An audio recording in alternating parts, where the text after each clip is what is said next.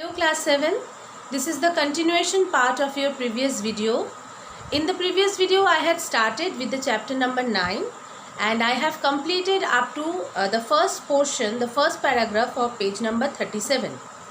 In this video I will be starting from the page number 37 only, but from the second paragraph. So if you have the book, please take it out and turn to page number 37. Suzanne remembered that he had been described as a lonely widower and was even more convinced that she should contact Henchard for Elizabeth's sake. So Suzanne, at that time, Suzanne was thinking. She was thinking about Michael Henchard, and she knew that Michael Henchard told himself as a widower. So there would be no problem for Suzanne to go to Michael Henchard again, and so she was thinking about that, and she was making herself. She was actually telling herself that she was going to meet Michael Henchard not only for herself but also for her daughter. So she decided to send Elizabeth Jane to Henchard with a message to inform him that Suzanne, a sailor's widow he was related to, was in town. So Suzanne, she decided that she would give one message to Michael Henchard that Suzanne, who was relative of Michael Henchard, she was a widow of a sailor and she came to meet Michael Henchard. Okay.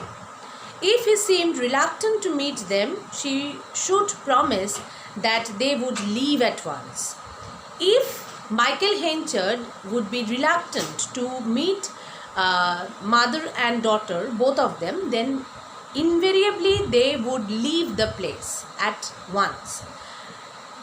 If he agreed to meet them, she asked him to write a note mentioning how and when they would meet.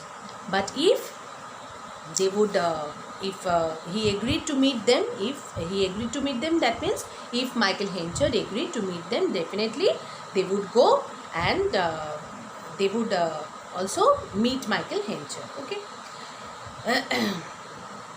Suzanne added that Elizabeth Jane ought to tell him that they were happy he was doing well, and Suzanne also she was thinking that she would inform Michael Henchard that both of them, that is mother and daughter, they were happy and they were doing well.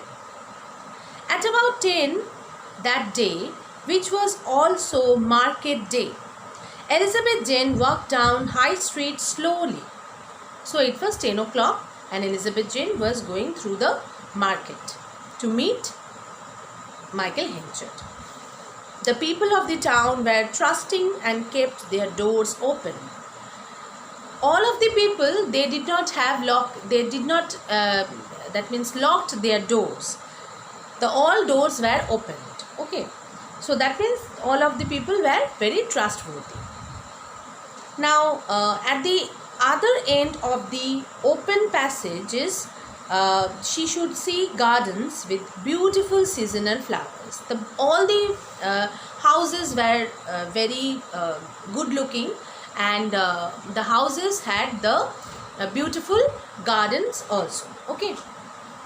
There were horses up for sale in the market, just as there were wagons of goods from other towns. So there were lots and lots of horses, and these horses were in the market to sell. It didn't take much thinking to reach the house she was looking for. So it was not that means Elizabeth did not reach to Michael Henchard's house with after a long time, because it was very easy to find out Michael Henchard's place. Henchard's house was among the best in town. Henchard's house was very good looking and it was best because obviously he was the mayor of the town, so his house should be good looking. The front made of red and grey brick, So it was made of grey and red colored brick. The door was open. The garden was visible quite a distance away. This was a large house. The door that was also open, and it had a very beautiful garden, but it is in a distance, and this was a very large kind of house. Okay. Henchard was in the store. She went through the garden, past a door into the yard. Henchard was in the store. Store means you can say in the granary, okay, where the that means the millets are stored. This place, Henchard was in the store, and she went through the garden. She, that means Elizabeth, went through the garden, and then she passed a door into the yard. It had hay barns holding tons of hay. Lots and lots of hay were present there. The wagons she had seen that morning were there. 5 wagons were seen in the morning by Elizabeth, and those 5 wagons were also there in Michael Henchard's place.